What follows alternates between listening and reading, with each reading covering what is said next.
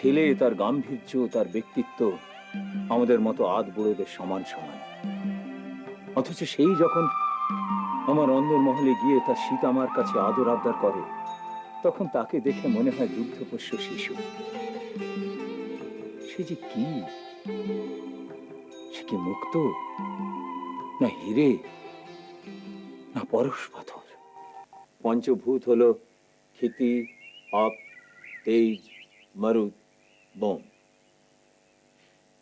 ঠিক তেমনই বৈষ্ণব ধর্মেরও 5টি শাখা আছে, এবং এই 5টি শাখাই ভাব নির্ভর, এবং এই পঞ্চভাব নিয়েই ভাব পঞ্চক। বলে তো ভাব পঞ্চক কি?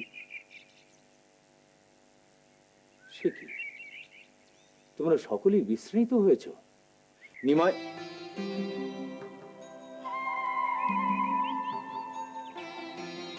নিমাই যে আর আমার পাঠক গৃহে আসে না, সে কথা আমি বিস্মৃত হয়ে যাই। আমার এই বৃদ্ধকে তোমরা ক্ষমা করো। হ্যাঁ হ্যাঁ, তোমাদের কি যেন বলছিলাম? আগে ওই ভাব পঞ্চকের ব্যাখ্যা জানাচ্ছিলেন গুরুদেব। হ্যাঁ হ্যাঁ, মনে পড়েছে। ভাব পঞ্চক: শান্ত, দাস্য, সখ্য, বাৎসল্য এবং মধুর, এই 5টি প্রধান ভাব, এবং এই 5টি ভাবকে নিয়ে ভাব পঞ্চক।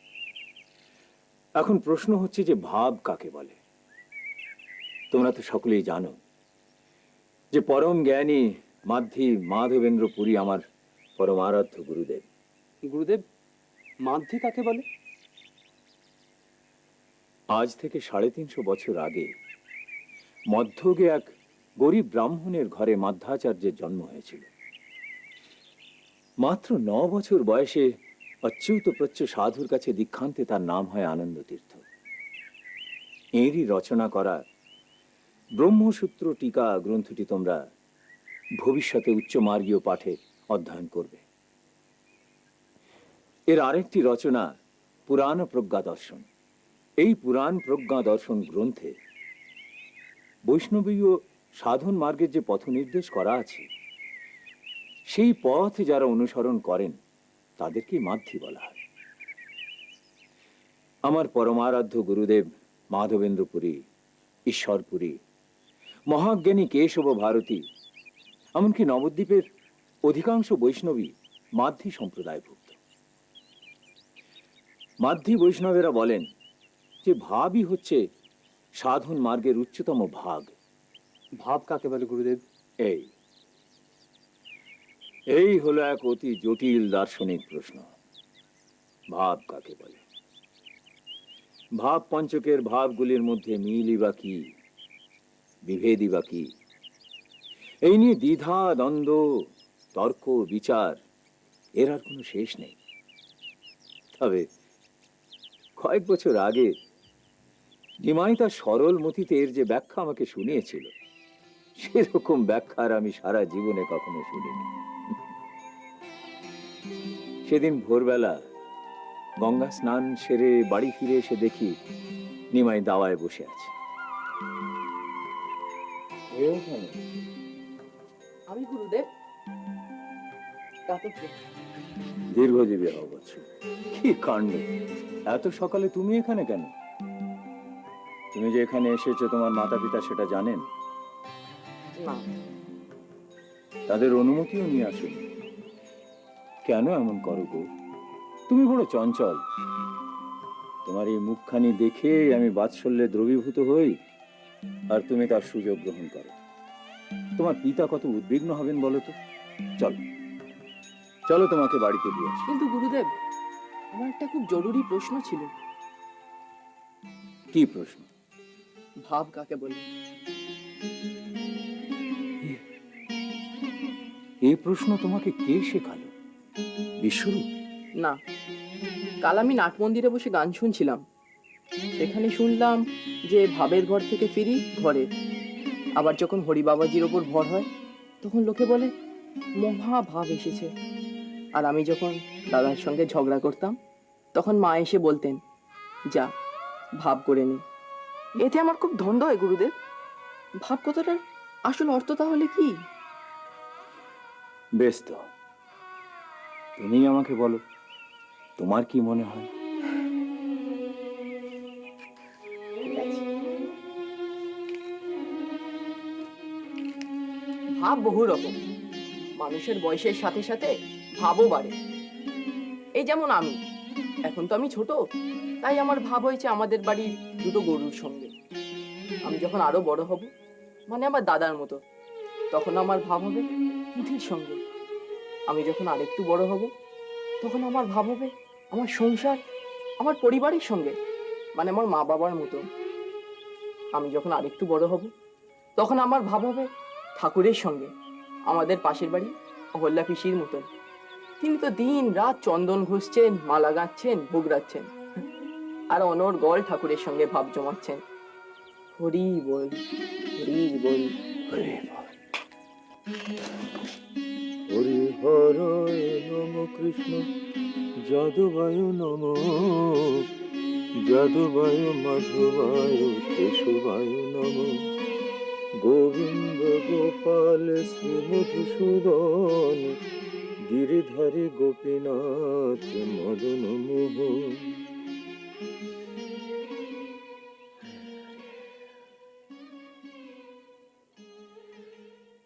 তবে এসবই হলো শিশুর কথা। এবার তোমাদের দর্শন প্রসঙ্গ কিছু জানাই। ভাবের প্রথম ভাব হচ্ছে শান্ত ভাব।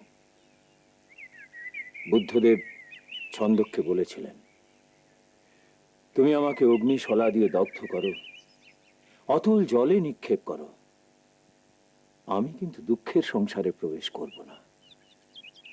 এই যে সুখ দুঃখের ওপরে মনকে স্থাপন করা, এরই নাম শান্ত ভাব। এই শান্ত ভাব যখন আসবে, তখন মনের গতি হবে ভিন্ন। তখন সারাক্ষণ মন বলবে, প্রভুর কাছে নিবেদন করবে, প্রভুর কাছে নিজেকে সমর্পণ করে বলবে, প্রভু তুমি প্রভু, আমি দাস।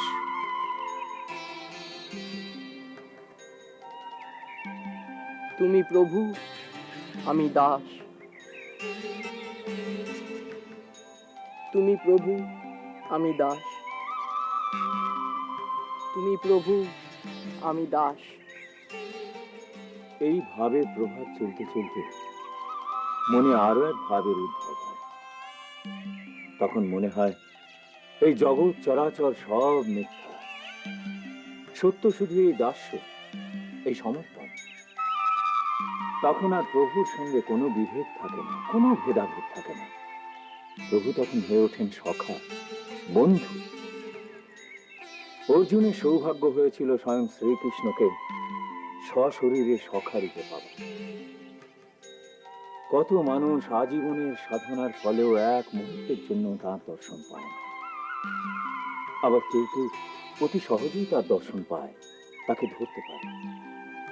কেন এই পার্থক্য, কেন এই ভাবের পাত্র ভেদ? এই দর্শন শাস্ত্রের অতি প্রাচীন তর্ক।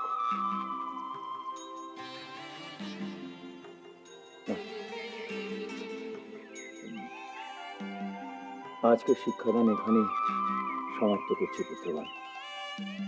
আমি একটু অসুস্থ বোধ করছি, এবার তোমরা এসো। কল্যাণ।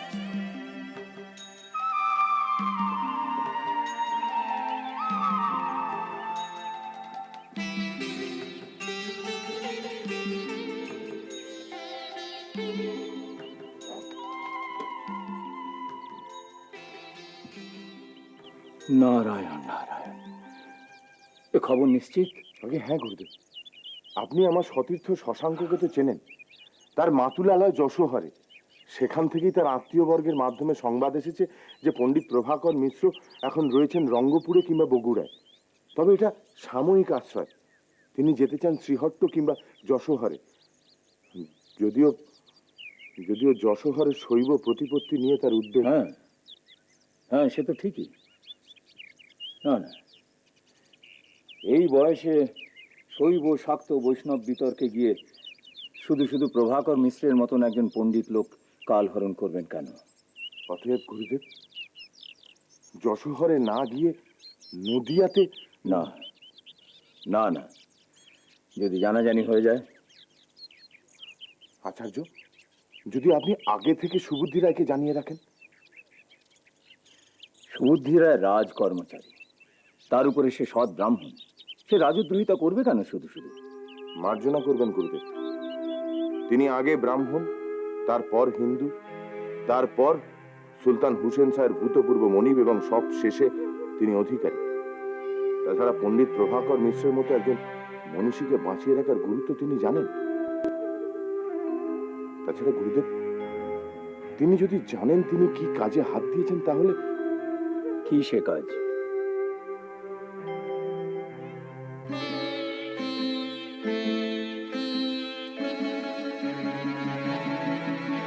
আমার নাম প্রভাকর মিশ্র, এটা আমার চতুষ্পদী আলাদা।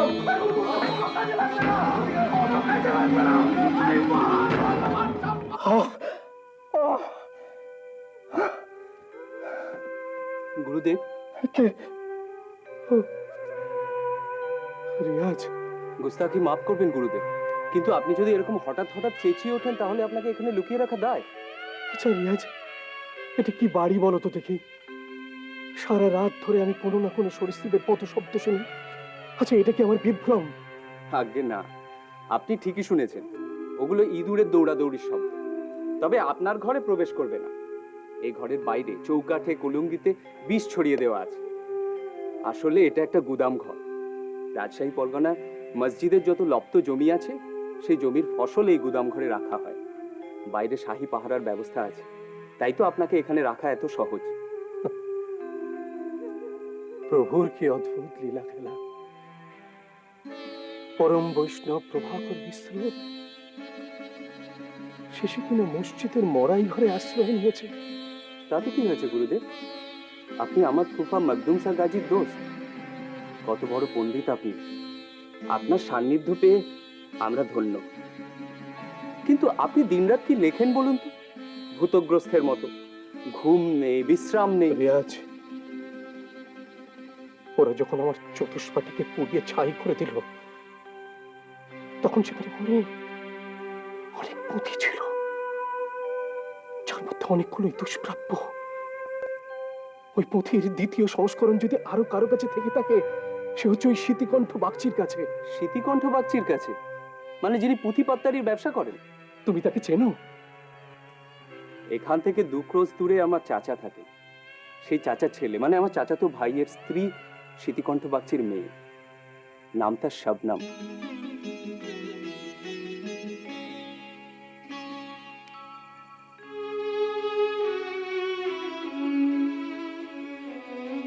স্মৃতিকণ্ঠ বাগচির মেয়ে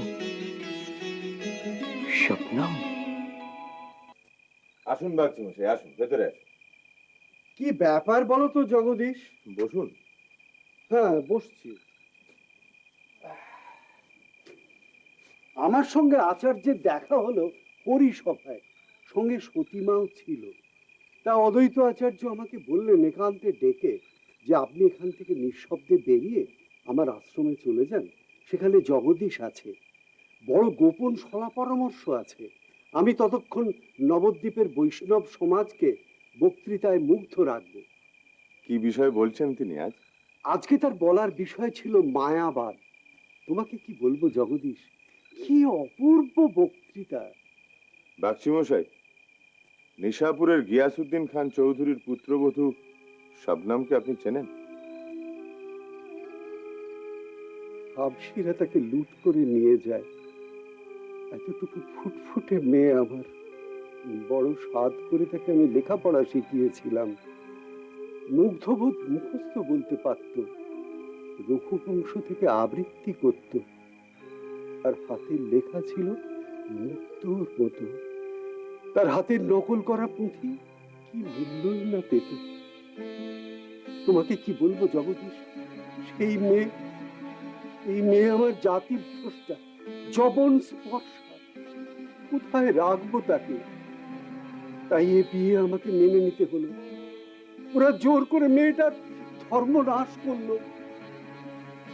এ কথা তো খুব কম লোকই জানতো। নবদ্বীপের অদ্বৈত আচার্য ছাড়া কাকপক্ষে তো জানতো না। তুমি তুমি কি করে জানলে জগদীশ? কেমন করে পেলে আমার এই মৃত্যুবান? লোকে তো জানতো সে মরে গেছে কবে। সংযত হন বাচ্চামশাই, সংযত হন। আমি আপনার জাত মারতে আসিনি। আপনার কাঁধে এখন বিরাট দায়িত্ব, শক্ত করুন নিজেকে। যাক সে কথা। প্রভাকর মিশ্র এখন কোথায়? তা আমি নিশ্চিত করে জানি না, তবে এই অজ্ঞাতবাসে বসেও তিনি শবনমকে আদেশ পাঠিয়েছেন যে আপনার সঙ্গে ওর বিশেষ প্রয়োজন। আপনার সঙ্গে পরামর্শ না করে উনি ওনার স্বপ্ন পূর্ণ করতে পারছেন না। আমার সঙ্গে বিশেষ প্রয়োজন? কিসের স্বপ্ন? বিনষ্ট সমস্ত পুঁথি তার স্মৃতিতে অটুট আছে। তিনি আপনার কাছে জানতে চান যে বাংলার কোন চতুষ্পাটি, কোন মক্তব, কোন মন্দির আর কোন ধনী গৃহে কোন কোন পুঁথির নকল আছে। তারপর শুধুমাত্র অদ্বিতীয় পুঁথিগুলি তিনি তার স্মৃতি থেকে উদ্ধার করবেন, আর সেই পুঁথির লিপিকার হবেন আপনার শিক্ষিতা কন্যা শবনম। সে কি? হ্যাঁ? বিধর্মী যবনের স্ত্রী? সে হবে শাস্ত্র গ্রন্থ জ্ঞানের আকরের লিপিকা, আর আমি হব সেই পাপের অংশীদার। কিসের পাপ? যুগ যুগান্ত ধরে বাংলার পণ্ডিত সমাজ যাকে তিলে তিলে সঞ্চয় করেছিলেন, এক লহমার বহ্নিৎসবে তাকে পুড়িয়ে ছাই করে দেওয়াটা পাপ নয়? তোমাকে সমাজ থেকে বিচ্যুত করাটা পাপ নয়? শোনো শবনম, আমি তোমার পিতৃব্য তুল্য, আমি শাস্ত্রজ্ঞ। আমি তোমাকে বলছি, এ তোমার কর্তব্য, ঋণ শোধের উপায়। ঋণ? কিসের ঋণ? জন্মসূত্রে অর্জিত, বাল্যে লালিত, শিক্ষায় শীলিত ধর্মের কাছে ঋণ। সেই ধর্ম যে আমার বিপদের মুহূর্তে ত্যাগ করে, মানুষের জঙ্গলে আমাকে একলা ফেলে পালায়। না না মিশ্র ঠাকুর, না, আপনি ভুল করছেন। আপনি ভুল লোককে বেঁচেছেন। আমি স্মৃতিকণ্ঠ বাগচির মেয়ে হয়তো ছিলাম, কিন্তু আজ আর নই। আজ আপনাদের নিয়ম নিষ্ঠা, আচার বিচার, শাস্ত্র কাব্য কিছুই আমি মানি না। কারণ আজ আমি শবনম। আল্লাহর দোয়ায় আমার দুটি সন্তান আছে। আজ তাদের ধর্মই আমার ধর্ম। আর সে ধর্মে বলে, কাফেরের শাস্ত্র লিখে নকল করা তো দূরে থাক, তাকে পাঠ করাও এক মস্ত বড় গুনাহ। কাজী আপনি আমায় ক্ষমা করবেন। চলে যদি যাবি মা, তবে এলি কেন?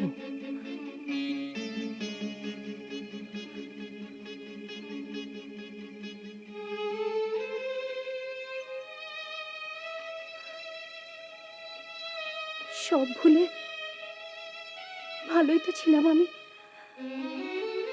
কেন এলেন আপনি এতদিন পরে? নমো নারায়ণায় নমঃ।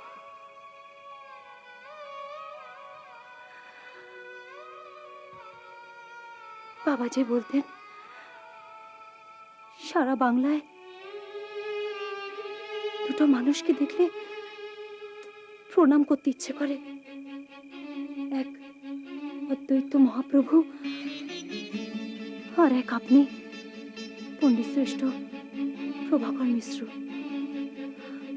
আজ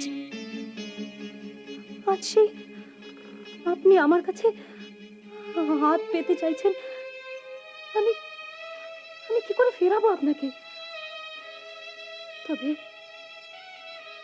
আজ আমার যা ধর্ম, তাকেই বা আমি ফেরাবো কি করে? না না, আমি যে মা। ঠাকুর,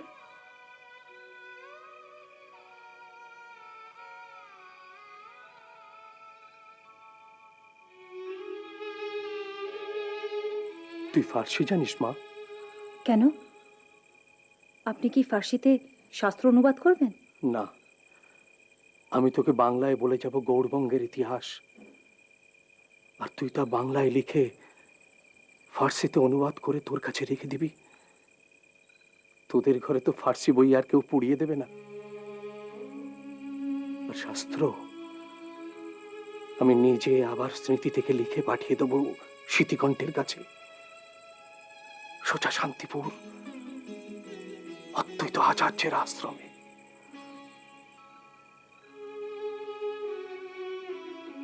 যেখানে রাজা গোকুলে বাড়ছেন,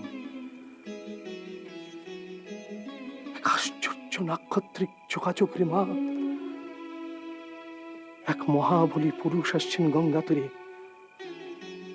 যার তেজে বদলে যাবে বাংলার ইতিহাস, নতুন চেহারা নেবে বাংলার মানচিত্র। তার অভিষেকের আয়োজনে আমি প্রদীপের সলতেটুকু পাকাতে চাই রে মা। তার বাংলার ইতিহাস জানা যে বড় জরুরি। এ কাজে তুই আমাকে সাহায্য করবি তো মা? বল মা, বল, কথা দে। আমি তোমাকে কথা দিচ্ছি জগদীশ, তুমি যেমন তোমার গুরুর ব্যাপারে শঙ্কিত, তেমনি আমিও শঙ্কিত আমার সন্তানের ব্যাপারে। কারণ সে আজকে জড়িয়ে গেছে ভবিতব্যের এক জটিল খেলায়।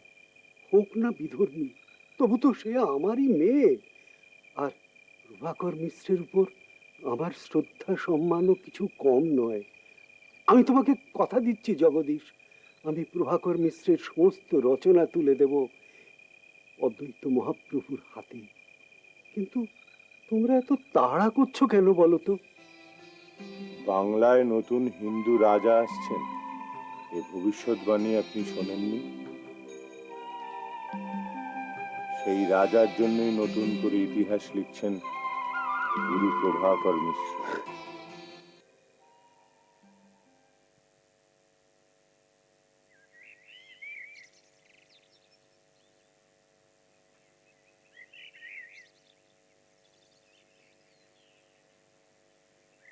জগদানন্দ আছেন?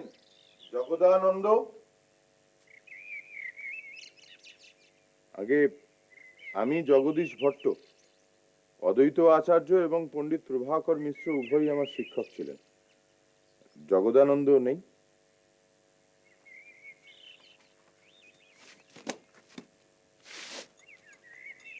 বসুন।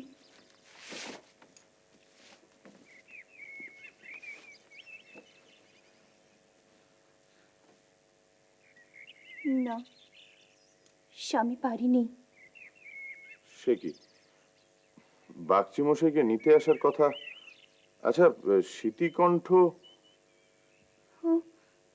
ঠাকুর মশাইয়ের আপনার সঙ্গে যাওয়ার কথা ছিল। ছিল? ছিল মানে? উনি কোথায় গেছেন? তাকে তাকে উনি আসুন, সব বলবেন। উনি মানে জগদানন্দ?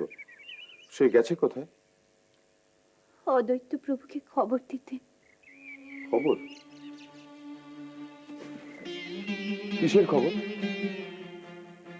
আপনি আপনি অযথা ভয় পাচ্ছেন। আমি বুঝতে পারছি যে একটা কিছু ঘটে গেছে, আপনি দয়া করে খুলে বলুন।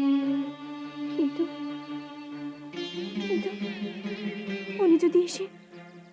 আপনি বুঝতে পারছেন না, এই জোয়ারের মধ্যেই আমাকে নৌকো ছেড়ে দিতে হবে, তাহলে আমি উজিয়ে যেতে পারবো না। আচ্ছা, বাগচি মশাই কি অদ্বৈত আচার্যের বাড়িতে কি?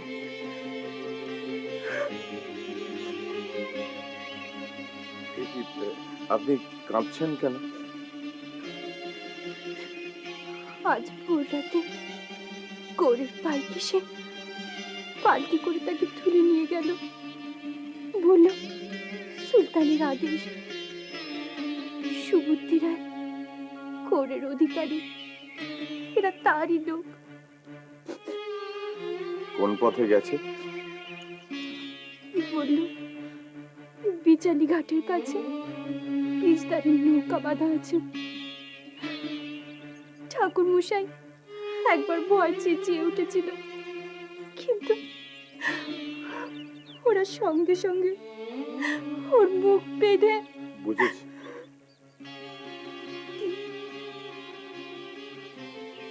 তুমি একেবারে ছেলে মানুষ।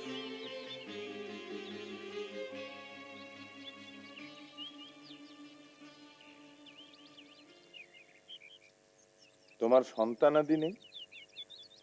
না, এখনো। বেশ, চলি। জগদানন্দকে বলো যে আমি সব শুনেছি। কিন্তু আপনি কোথায় যাবেন? এত বড় গৌড়ে একজন লোককে খুঁজে পাওয়া কি সম্ভব? গৌড়ে তো আমি যাব না। তবে যে করেই হোক প্রভাকর মিশ্রের কাছে পৌঁছানোটাই জরুরি।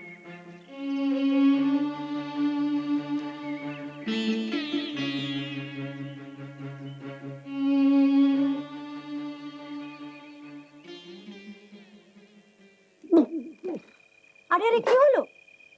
কি করছোটা কি? কি হলো তোমার?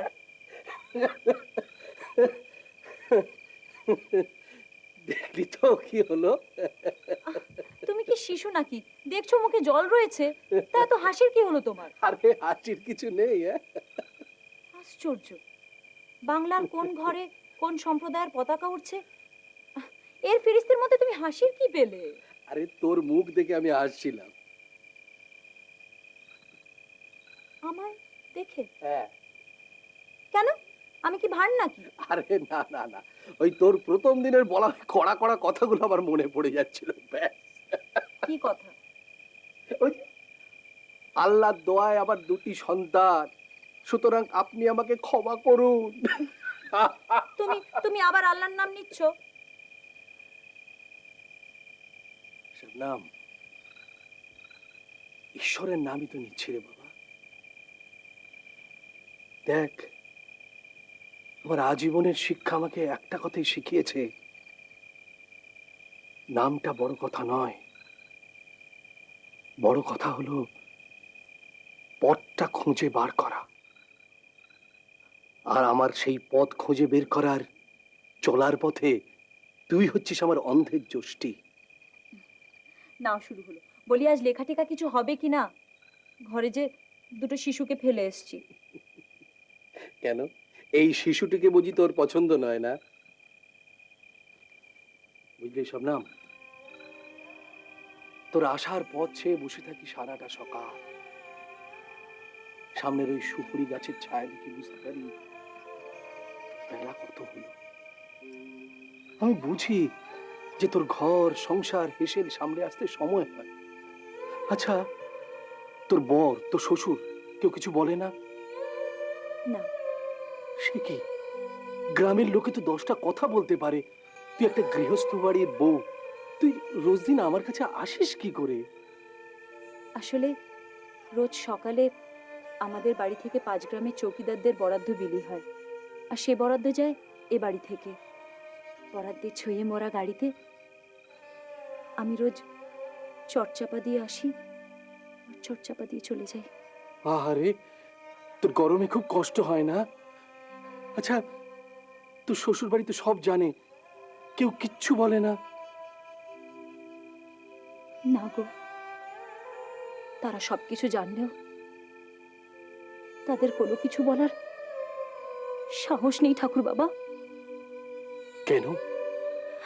তোমার 2টি পায়ে পড়ি, তুমি এসব কথা এখন জিজ্ঞেস করো না। আমার মাথা দিব্যি রইল, আমি সময় হলে তোমায় সবকিছু বলবো।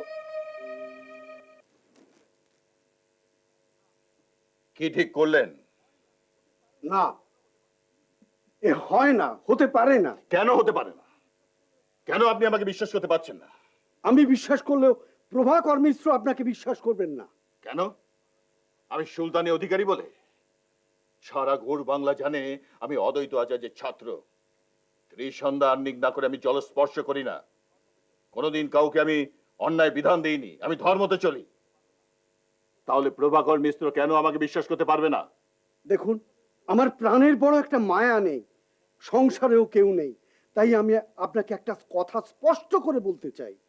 আপনি নিজেকে খুব মহৎ ভাবেন, তাই তো? কিন্তু আপনি একজন মিথ্যাবাদী, প্রবঞ্চক। আপনি সীমা ছাড়িয়ে যাচ্ছেন প্রতিপণ্ডিত। জানি আপনি আমাকে হত্যা করতে পারেন, কিন্তু আমি প্রমাণ করে দেব। কি আমি মিথ্যেবাদী? হ্যাঁ, আপনি অদ্বৈতাচার্যের ছাত্র, গোড়া ধর্মপ্রাণ, এ কথা সত্যি, কিন্তু অন্যায় বিধান আপনিও দেন। আপনার তৃতীয় পক্ষের স্ত্রীকে নিয়ে আপনি অন্যায় বিধান দিয়েছেন। বর্তমান সুলতান যখন আপনার কর্মচারী ছিলেন, তার সঙ্গেও আপনি অধর্মাচরণ করেছেন। দেশের কত সুলতান বদল হয়েছে, কিন্তু আপনি আপনার সৌভাগ্যের সীমা প্রসারিত করে চলেছেন। তার কারণ আপনি জানেন কোন স্রোতের মাথায় কিভাবে নিজের নৌকো ভাসাতে হয়। সেই জন্য আপনার মতো সুযোগ সন্ধানীকে, আমার মতো সুযোগ সন্ধানীকে প্রভাকর মিশ্র বিশ্বাস করবে কেন? ঠিক তাই, ঠিক তাই। করবেন, করবেন, আপনি তাকে বিশ্বাস করাবেন। কিন্তু এতক্ষণে তিনি নিশ্চয়ই জেনে গিয়েছেন যে আপনি আমাকে জোর করে নবদ্বীপ থেকে সুলতানের নাম করে এখানে ধরে এনেছেন। তাই আমি যদি আপনার কথা গিয়ে তার কাছে বলি, তিনি মনে করবেন আমি আপনার চর। না না না, তিনি তা ভাববেন না। তাকে গিয়ে ছোট্ট একটা কথা ভাবতে বলবেন। আমার অনুরোধ, আমি তাকে ভাবতে বলছি। কেন তিনি সরকারি মরাইয়ে আছেন?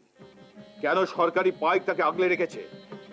কেন সরকারি কর্মচারীর বউ তার ব্যবস্থাপত্র করছে, তার শ্রুতি রেখল লিখে দিচ্ছে? এতে নিশ্চয়ই কোনো রহস্য আছে। আর আপনার মিস শবনম রোজ সন্ধ্যেবেলা একটা ফাঁকা শস্য ভাণ্ডারে কেন যায়?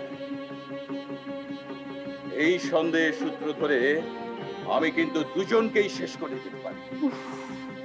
ভগবান! কি কষ্ট হচ্ছে? হ্যাঁ?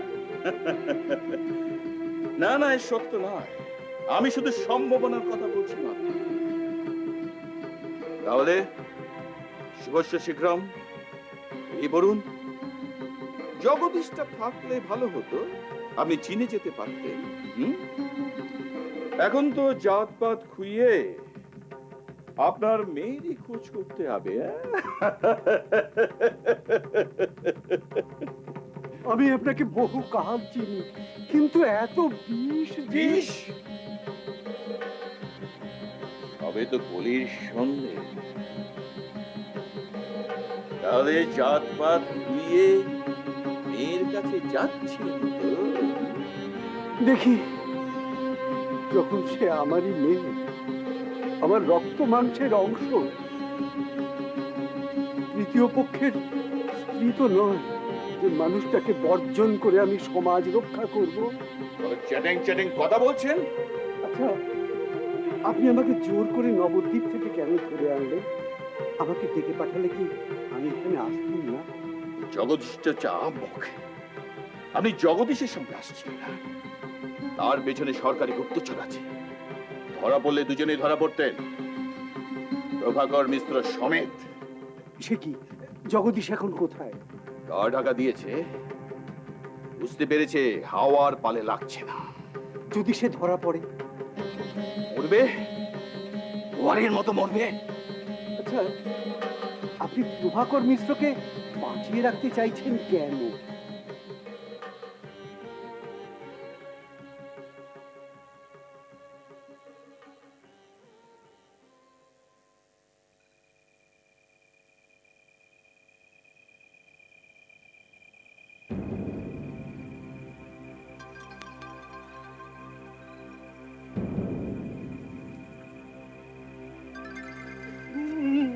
ভয় পেও না, একদম ভয় পেও না, চুপ করো।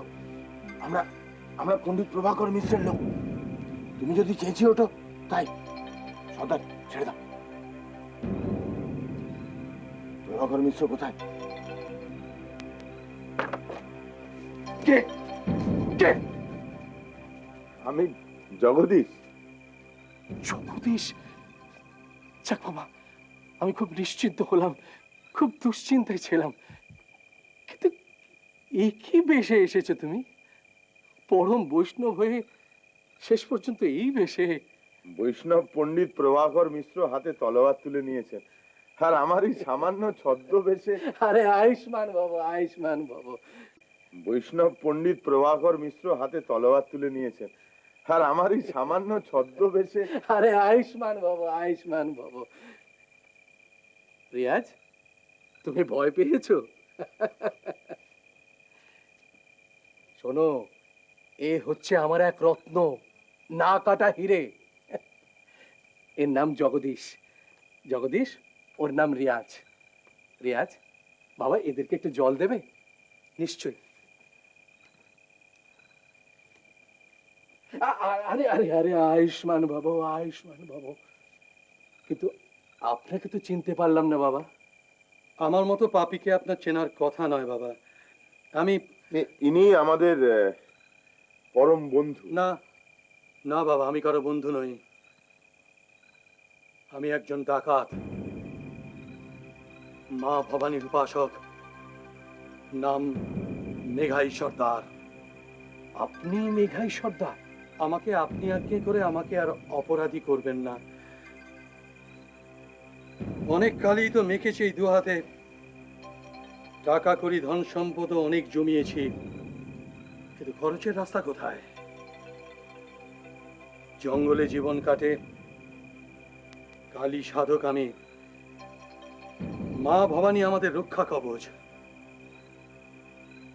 যদিও আমার নরবলি দেওয়া নিয়ে অনেক রটনা আছে, তবু বলি আমি নরহত্যা করি না। আর আপনাকে দর্শন করতে এসেছি মূলত তিনটে কারণে। কি কারণ? প্রথমত, এই জগদীশ। ছদ্মবেশ নেওয়া সত্ত্বেও জগদীশের প্রাণ সংশয় ছিল। দ্বিতীয়ত, আপনার কথা আমি অনেক শুনেছি, কানের সঙ্গে চোখের বিবাদটা মিটিয়ে নেওয়া জরুরি ছিল। আর আর আমি একজন শাক্ত। ডাকাতিতে করা অর্থে অনেক রক্তের দাগ লাগা আছে আমাদের, কিন্তু যে কাজ আপনি শুরু করেছেন তাতে যে বহু অর্থের প্রয়োজন। বলছিলাম, আমাদের সেই সঞ্চয় যদি আপনার কোনো কাজে লাগে। মেঘাই,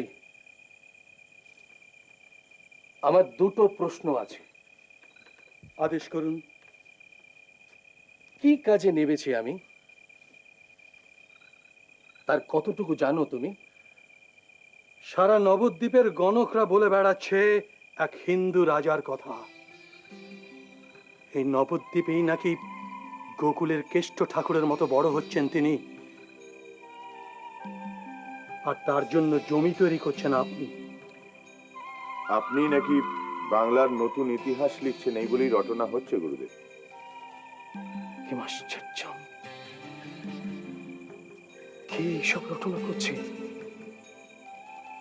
আর কেই বা আমাকে এই মরা এই বাড়ির মধ্যে এভাবে আগলে রাখছে? আচ্ছা, তোমরা কি জানো এই বাড়িতে ফৌজদারি রসদ থাকে? আমার খোঁজে সারা গৌড়বঙ্গ তোলপাড় হয়ে যাচ্ছে, অথচ এইখানে এই বাঘের ঘরে ঘোগ হয়ে বসে আছি আমি। আপনার দ্বিতীয় প্রশ্নের জন্য আমি অপেক্ষা করছি ঠাকুর। হ্যাঁ, আপনি আমাকে নিতান্তই আমাকে দূরে দূরে রাখতে চান, আপনি আজ্ঞে করবেনই। আচ্ছা মেঘাই, তুমি আমাকে কি সাহায্য করতে চাও?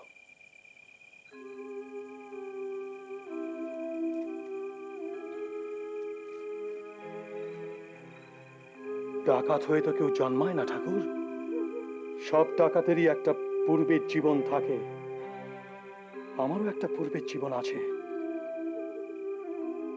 যেদিন প্রথম ডাকাত হলাম,